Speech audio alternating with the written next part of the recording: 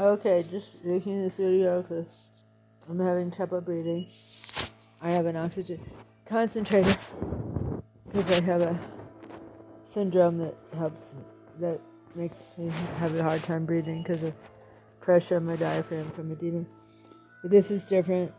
I feel slight pressure in my chest and I'm laboring with my breathing. So it might be COVID, but actually I've been trying to make a online appointment with a plush care doctor. They're excellent. But, signing in and everything got botched up, so I don't know if I have one or not. But I'll make one, try to make another one after this. The appointment's supposed to be in about 10 minutes, so I'll check to see if it's booked. But, I tried to sign in and it just got all botched up. Anyway, I will make an appointment. The medical care here where I live is terrible. It's absolutely horrible. I don't trust the hospital. They laughed at me and mocked me, and the nurse rolled her eyes at me, and I cried. The last time I was in the ER because I was having trouble breathing. But anyway, the EMTs are horrible. They're mean. They were so mean to me. I was afraid to ride in the ambulance with them. I had to force my way out of the ambulance before it took off because I was afraid to be with this mean guy in the back of the ambulance with no witnesses. That's how scary it was. But anyway, this is what I want you to know, okay?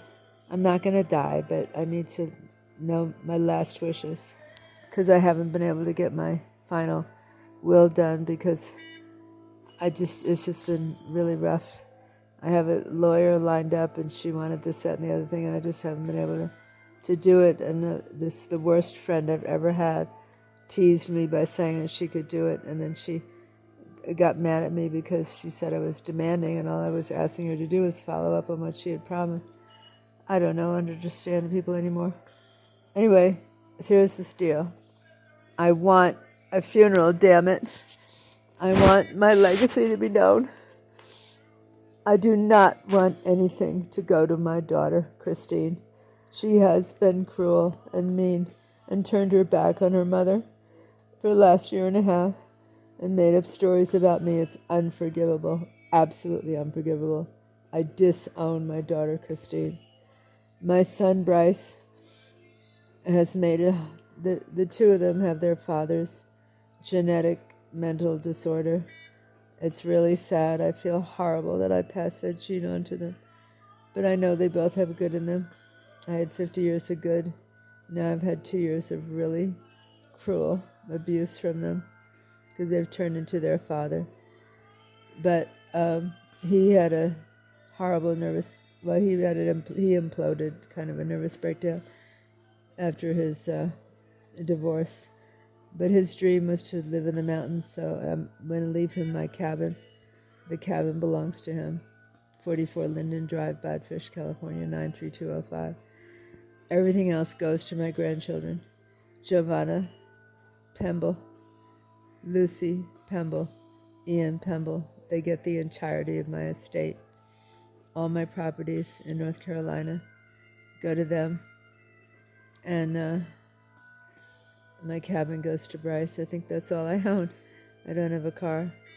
Anyway, at my funeral, I want people invited to my funeral from the Carson Cafe in Carson, New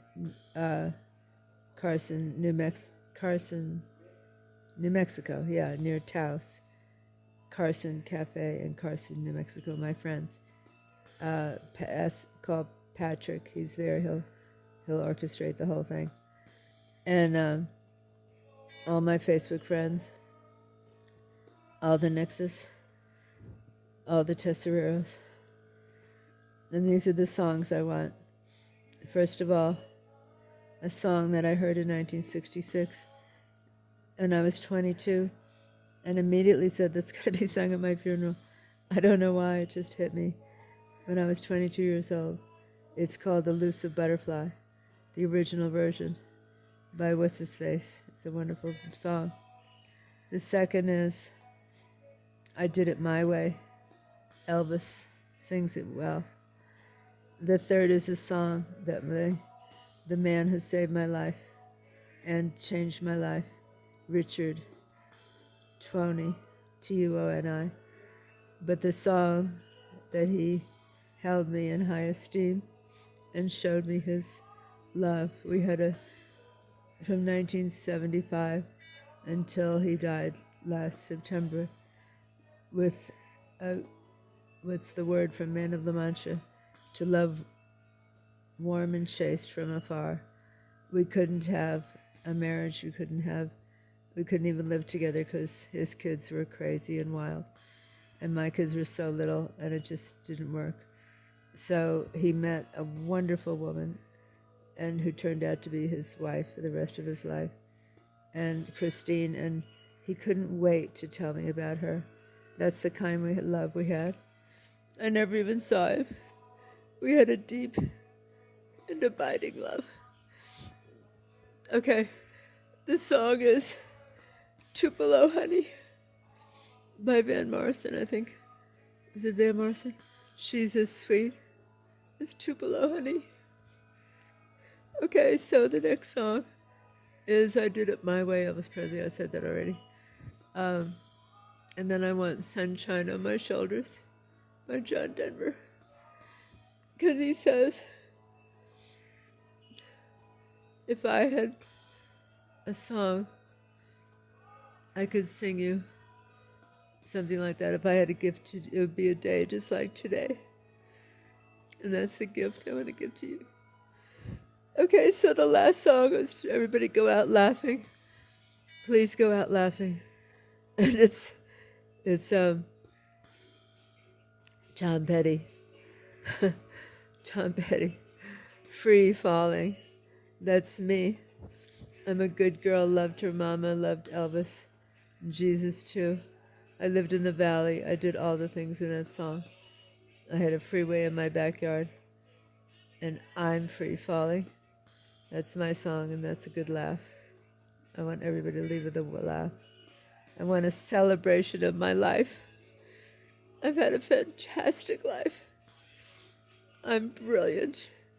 I'm gorgeous. I've outdone everybody in my family. They're wonderful people, but they're all conservative. They're back in the 20th century. I'm a new age person, and they hate me. They've abandoned me. They've betrayed me. I disown my family. I don't curse them, but I disown them. They've shown me such cruelty. Is beyond belief just because they don't believe me.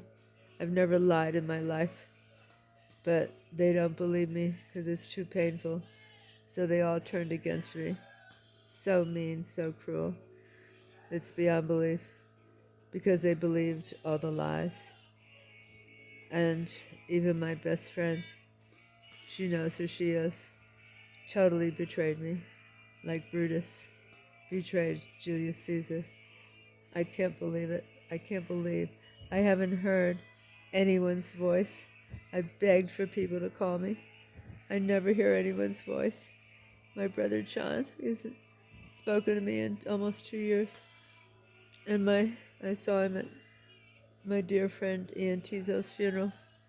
And he was from 20 feet away, acknowledged me and was kind, but he hasn't called me and I haven't heard his voice.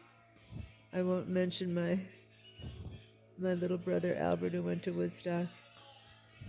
He's turned into an uptight ivory tower person. I don't curse him. I don't blame him. He just has so much responsibility. He thinks he has, and he needs to, anyway, never mind. Anyway, he has nothing but contempt for me and totally ignored me after he made himself head of my in case of emergency team. My doctor, Ryan Aronin, Aronin, is absolute miracle. I never complained to him about my family except that they told me my heart was damaged from broken heart syndrome because I hinted at the stress. I don't know how he knew. what doctor, one of the top internists in the entire country, super doctor of the year, it's a couple of years in a row in California. How does he say to me, I saw him on July 20th, I think it was, I will be your contact person. I will be your contact person. Because I had no one in my family, nobody had my back. My doctor, I would never think of asking a doctor to be my contact person in case of emergency. He said he would do it. I couldn't believe it. What an honor. He knew. Somehow he knew what was going on. I've tried to get to the Mayo Clinic to get to the bottom of this Nixon mystery syndrome for 2 years. I haven't been able to, but I still plan to if I survive this. I don't think this is COVID. I got a terrible sinus infection in July and I can't get rid of it. But this is different. I'm having labored breathing. I have pressure on my diaphragm from edema. I took some Lasix. I took vitamin D. I took vitamin C. I steamed. I held my head over the sink and breathed in steam. And I took hot sauce to get my sinuses to drain. It's extremely dry here where I live, and so I'm not turning the heat on or anything. I think I'm going to be okay. I've got my oxygen, but I'm not vaccinated because I have an autoimmune disease and I'm allergic to death-threatening allergies to prescription drugs. So I'm quite sure that vaccine would kill me. And I have this awful autoimmune disease that runs in the family. And I've got 15 to 20 pounds of fluid on my body. And unfortunately, I don't have any acyclovir on hand because somebody stole it. Somebody broke into my house and stole my acyclovir and my Lasix and some other prescription drugs. Can you imagine? So I don't have, acyclovir is an antiviral drug, so I don't know if it would help, but maybe it would. Anyway, I don't know my O2 sat. I don't know my blood pressure. I ordered a little Fitbit type watch, but it didn't go through, so I don't have anything to. I could call 911, but they're these mean bastards. They're so cruel. This is such a backwards place. It's unbelievable. I've been what's the word? Abused by the police, bruises and everything, thrown into jail like a dog, worse than a dog. I did not do anything wrong. I called 911, and the perpetrator told them I was trespassing on church property. So I got arrested for trespassing. They never even asked me about this creep who was threatening to beat me up, which is why I had called 911. It's really backwards here. It's really backwards. But I'll go to the Supreme Court to get this town to change, because it's going to be a wonderful town. It's going to grow. They're building a casino at the end of the Grapevine. It's an old western town, and there's real cowboys. And I have a wonderful cabin. So I've done everything on my bucket list. I'm blessed. The cabin is going to my son, and it's going to be an Airbnb. But I'm truly trying to move to Venice Beach. It's my home. That's where my heart is. Intellectual, brilliant artists and people there. So I hope to be there if I survive this. And I will. I will survive. This is what Luella died of. Mary Stelflug has it. Joseph Nixa has it. I hope Aunt Judy doesn't have it, but I haven't heard anything about her. Hopefully she'll send me a Christmas letter like she does every year, and it'll be forwarded to me. Anyway, so I'm working really, really hard with good people helping me to get my cabin ready to be an Airbnb. And by the on the 10th, I hope to move to Venice Beach. I'm going to try to go to my grandchildren's Christmas shows. I've already got a ticket for one of them. But nobody will talk to me. Nobody will talk to me. Nobody. I've begged people just to hear their voice. So I can get her voicemails to hear people's voices. I hear my sister's voice in a voicemail. I hear my little brother Al's voice in a voicemail. I hear Nick Tessaro's voice. I hear Susanna's voice. I hear Marielle's voice. Amanda's. It's so wonderful to hear voices. Nobody will call me. I don't matter to the Tessero family. The Tessero family is a disgrace. It's a disgrace. They took a beautiful family and they destroyed it by treating their sister like this. What? I haven't done nothing wrong. It's all lies and gossip. It's all lies and gossip.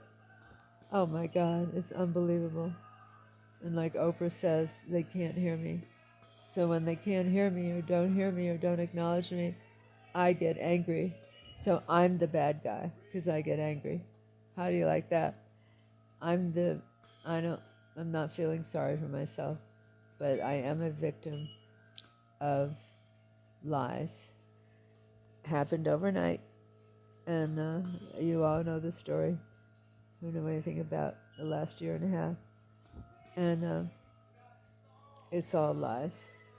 And why people believed it and don't believe me, I don't know. But it doesn't matter anymore. It's over. I've lost my entire family, but actually they have lost me. My family has